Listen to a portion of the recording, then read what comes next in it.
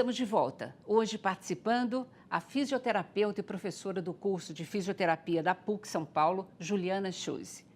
Então, Juliana, vamos então passar algumas dicas práticas do tipo de exercício que a mulher pode fazer, inclusive em casa, para fortalecer o tal do assoalho pélvico.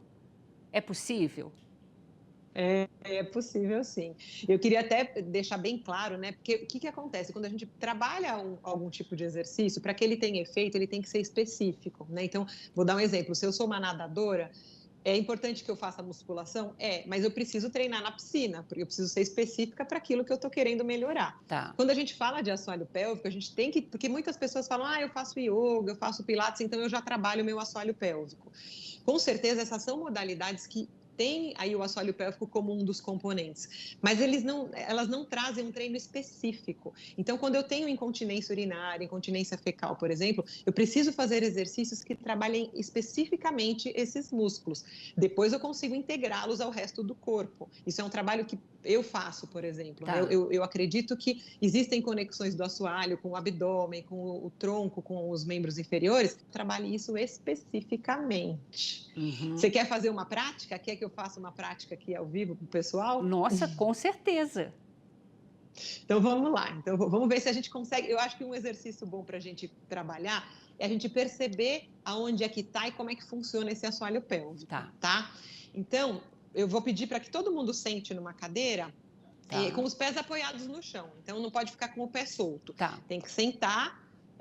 Eu vou sentar aqui também, né? Apoiar os pés no chão. Se a gente balançar o tronco para um lado e para o outro, a gente vai perceber que a gente está sentado em cima de dois ossinhos, né? Perfeito. Vocês percebem? Você sente, Lina? Aham. Esses ossinhos, eles se chamam isquios, né? Eles são a base ali da nossa pelve, onde a gente deixa o peso do corpo quando a gente está sentado. Tá. Os músculos do assoalho pélvico, eles ligam ali um ossinho ao outro, né? Eles têm uma ligação que vai de frente para trás, mas de um lado para o outro também. Quando a gente faz a contração do assoalho pélvico, eu vou dar um comando, porque eu acho que é um comando mais parecido com as nossas atividades fisiológicas, tá? Então, eu vou pedir para vocês fecharem, pensa no ânus mesmo, né? Um fechamento do ânus, como se eu não pudesse soltar um gás, por exemplo, tá? Eu estou num lugar, não posso, e aí eu vou fechar e eu vou soltar. Então, faça esse movimento de fechar e de relaxar, de fechar e de relaxar. Quando a gente faz esse movimento, eu não sei se vocês conseguem perceber que esses ossinhos que a gente está sentado em cima, eles levemente se aproximam. Dá para sentir isso? Porque a contração... Dá para perceber? Sim, claro. Contração e relaxamento, exatamente. Tem um Vocês estão músculo do assoalho acompanhando, né, o pélvico. exercício. Estão acompanhando o exercício, né? É para ir fazendo junto, Exatamente. Tem um músculo, Lina, que chama elevador do ânus, que é o músculo mais forte que a gente tem na parte posterior do assoalho pélvico. E olha o nome dele, né? Elevador do ânus. O que ele faz? Ele levanta o ânus. Então, eu queria que vocês fizessem esse movimento, mas que vocês colocassem uma intenção que é muito importante, que se não fizer isso, a gente não faz o movimento correto. Então, quando a gente fizer esse fechamento, eu quero que vocês fechem, que vocês pensem que vocês estão puxando o ânus para cima. E depois, quando relaxar, ele volta para a posição inicial. Então, é um movimento de subida e relaxamento. Aqui, como está fazendo com a minha mão, tá? Então, a gente vai, puxar e relaxar. Vai puxar e relaxar. Isso é importantíssimo, porque se a gente não faz esse movimento, e tem gente que quando faz a contração, ouviu na televisão, em algum programa, leu na revista, faz essa contração, mas faz uma contração fazendo uma força para baixo. Aí a gente está trabalhando biomecanicamente errado. É um exercício que está sendo feito de maneira errada. Você conseguiu perceber isso? Lógico, você conseguiu perceber com certeza. Você fez? E tenho certeza que o telespectador, a mulher telespectadora, com certeza também percebeu isso, sabe? Porque é um tipo de exercício que você explicando didaticamente assim para a gente, fica muito fácil de perceber. Agora, frequência. A mulher que está com algum tipo de problema, ou que já passou pela menopausa, quer dizer, os músculos do corpo inteiro, inclusive dessa região mais íntima, ficam mais flácidos, né? Tem que fazer o quê? Todo dia, uma vez por semana? Qual que é a recomendação? Não, a recomendação é diária. Eu vou te dar um exemplo, por exemplo, das mulheres que vão no meu consultório, né? O que a gente faz? A gente faz uma avaliação é uma avaliação íntima, então eu faço um toque aí na vagina dessas mulheres para sentir o quanto que elas têm de fraqueza, se elas conseguem contrair, relaxar. Tem mulheres, às vezes, que têm problema por esse músculo ser muito tenso, diferente do que a gente imagina, né? Então, às vezes, uma tensão excessiva não deixa o músculo contrair e relaxar adequadamente. Tá. Aí, a gente faz uma avaliação e ensina ela a fazer esses exercícios, uma série específica para ela, por exemplo. E eu peço que esse exercício seja feito pelo menos umas 2 a 3 vezes por dia, tá? Diariamente. Então, não é um exercício igual à academia, às vezes a gente vai 3 vezes por semana na academia e faz musculação, né? Os exercícios do assoalho pélvico eu recomendo que sejam feitos diariamente. O que acontece com o passar do tempo é que eu ensino a fazer esses exercícios junto com outros movimentos. Então, ela não vai, ao longo do tempo, ela não precisa ficar fazendo muito todo dia só o assoalho pélvico. Ela vai aprender a usar o assoalho pélvico junto dos movimentos. Pode ser durante a musculação, durante o pilates, quando ela está arrumando a casa, fazendo uma faxina, por exemplo. Tá? Legal. Mas isso é mais para frente, Tá. sim. Agora, vamos dizer, no início, então, faz lá 2, 3 vezes por dia. Por quanto tempo em cada exercício? Cada repetição? É. Tá, esse que eu ensinei para vocês, a gente chama de contração rápida. É a mais básica que tem, que a gente faz a contração e a gente não precisa respirar, não precisa fazer nenhum movimento junto. Tá. Normalmente, isso é muito individualizado, mas vamos dizer que tem alguém aqui que está assistindo e quer começar a treinar, né? Eu recomendo que faça 10 contrações, descansa. O que a gente pode perceber quando está fazendo, né? Então, vamos dizer que eu vou fazer 10 contrações. Quando eu chego na 8ª, eu percebo que eu já não estou tendo tanta força para fechar. Isso mostra que essa musculatura está cansando. Tá. Então, a gente faz 10 repetições, por exemplo. Eu posso descansar e depois, daqui a um minutinho, mais ou menos, faço mais 10. 2 séries de 10, por exemplo.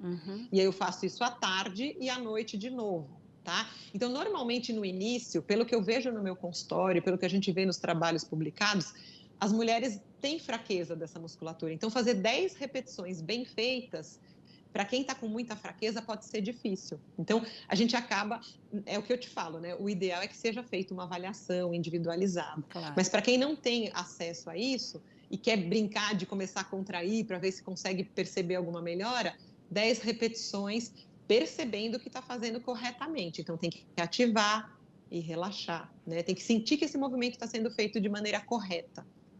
Tá. Agora, por exemplo, a mulher que depois dos 50 anos, né? Com a longevidade, a gente tem um futuro enorme pela frente, né? Em termos sexuais, esse tipo de exercício também ajuda, e ajuda como? Ajuda de fato? Ajuda sim, Lina. Eu tenho um trabalho, né, que é um método que eu desenvolvi que chama ginástica feminina. Ele faz esses exercícios específicos para o assoalho pélvico, mas com a evolução da mulher, né, ela começa fazendo os específicos e ela vai evoluindo, e eu vou inserindo respiração, movimentos de mobilidade pélvica, exercícios com o corpo todo. E aí ela passa a utilizar esse assoalho pélvico ao longo do dia, tanto quando ela está fazendo um exercício na academia, como quando ela estiver arrumando a casa, caminhando, tá? Porque a ideia, o assoalho pélvico, ele é conectado com outros grupos musculares. O treino específico, ele é muito importante para essas mulheres, porque, como a gente já falou, né? Ela vai entrar na menopausa, ela vai ter uma fraqueza, que isso é inerente do processo de envelhecimento, uma perda de massa muscular. A gente faz musculação para ficar bem, para viver muitos anos bem, né? E o assoalho pélvico, ele precisa ser trabalhado. Como uma das funções dele é justamente melhorar a sexualidade e a composição do assoalho, né? Se a gente for olhar ali uma foto do assoalho pélvico, ele tem conexões em regiões importantíssimas para a melhora da sexualidade. Então, o clitóris, que é uma região muito especial ali para que a mulher tenha prazer, para que ela consiga ter uma excitação, tem certos músculos que são inseridos ali no clitóris. Então, quando a gente começa a melhorar a condição desses músculos, a gente fortalece, a gente contrai e relaxa, a gente melhora a circulação local. A gente melhora a coordenação desses músculos. Então, muitas mulheres que vão no meu consultório por conta da incontinência, por exemplo, elas vêm me falar: Ju, você sabe que eu estou controlando muito melhor a minha urina, mas o meu marido também percebeu que eu estou melhor nas minhas relações sexuais, porque esses músculos, eles têm todas essas funções, né? Então, quando a gente melhora a saúde pélvica, a sexualidade também melhora a lubrificação, porque as mulheres, quando elas entram na menopausa, uma das queixas que aparece muito é o ressecamento vaginal, a Sim. perda da lubrificação. E quando a gente começa a contrair, relaxar, trabalhar esses músculos de maneira global, a gente consegue melhorar, inclusive, a lubrificação. Então, tem sim uma resposta muito boa da sexualidade. Então, e todo esse processo envolve, inclusive, imagino, uma consciência corporal, né? Que a mulher não é ensinada nesse processo, né? E na educação sexual, inclusive, né? Isso não consta. É uma novidade, na verdade, que você está contando para a gente, né? Sim, porque daí, Lina, se a gente for pensar na sexualidade, a sexualidade ela é multifatorial, né? Então, quando eu trabalho com os exercícios, eu estou trabalhando o aspecto físico, né? Eu estou melhorando a condição ali daquela região. Mas existem fatores sociais, culturais. Às vezes tem mulheres que já tiveram algum tipo de trauma, que tiveram uma educação muito rígida, então sexo para elas é algo que não é legal, né? Elas sempre ouviram. Então, para a gente, e o que acontece? No meu doutorado, eu apliquei esse método da ginástica feminina, que trabalha o assoalho pélvico de forma isolada e depois conectado com o resto do corpo. E eu apliquei esse método em 3 grupos distintos de mulheres com mais de 60 anos. E aí eu fiz pela psicologia porque eu queria fazer uma análise comportamental, né? Quais as repercussões de um trabalho físico, corporal, em relação a vários aspectos. E o aspecto da sexualidade foi incrível. Foi uma das respostas que mais me chamou a atenção. Então, eu tinha alunas até de 80 anos nesses grupos. Olha, que legal. Quando a gente fazia 5 encontros, né? No quarto encontro, cada encontro tinha um tema, né? O primeiro dia eu apresentava o assoalho pélvico e eu ia criando vínculo com elas. O quarto encontro, que era o penúltimo, que elas já estavam fazendo bem os exercícios, já estavam praticando, eu trazia o tema da sexualidade. E foi muito bacana de ver, porque a gente tem uma ideia errada de que conforme a gente envelhece, a sexualidade também vai adormecendo, né?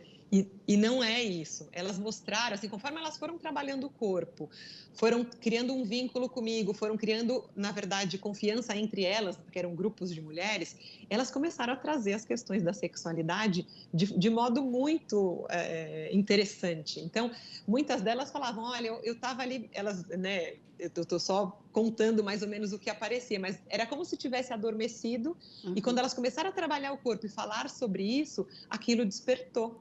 E elas viram que elas estavam vivas, que elas podiam sim ter aquela sexualidade plena, né, trabalhada, que elas não porque elas tinham 70, 60 ou 80 anos, elas não poderiam ter essa sexualidade expressa. Lembrando que sexualidade não é só o ato sexual, não é só a penetração. Sexualidade é o prazer, né? É você poder expressar o seu prazer, sentir o seu prazer da maneira mais ampla, né? Então, esse trabalho corporal foi lindo a gente vê o despertar que isso trouxe nessas mulheres. Nossa, posso imaginar, que maravilha, né? Por isso que você é tão Sim. apaixonada pela temática, né? Porque acaba mexendo tanto com o lado físico quanto com o lado psicológico, né? É um bem-estar no geral. Eu queria um recado final seu para a mulherada toda que está nos assistindo. Muito bom. É o que você falou, eu sou apaixonada por isso justamente porque a gente consegue fazer transformações nessas mulheres. Então, eu acho que o recado que eu quero dar é assim, se você está assistindo essa entrevista, pela primeira vez ouviu falar do assoalho pélvico, mesmo que você tenha 70 anos, não é tarde para você começar a perceber o seu corpo, olhar para o seu corpo e trabalhar. Se você já ouviu falar, mas ainda não começou a trabalhar, não deixe de trabalhar. Todas as mulheres, mesmo as jovens que estejam assistindo, tentem prestar atenção no corpo, entender as suas funções, conhecer o seu assoalho pélvico. Nunca é tarde e quanto antes, melhor a gente trabalhar essa região do corpo para prevenir problemas futuros, para melhorar nossa consciência corporal e para despertar o feminino que a gente tem. É muito importante que isso seja feito o quanto antes. Juliana Schultz, muito obrigada. Aprendi muito com você hoje, viu? Que Até a bom, próxima. fico feliz, Lina. Até a próxima, obrigada. Obrigada a você também que nos acompanhou até aqui. Se você quiser rever esse ou qualquer outro dos nossos programas, acesse sãopaulo.sp.leg.br ou nas nossas redes sociais. TV Câmara São Paulo, assista, fique sabendo. Super obrigada.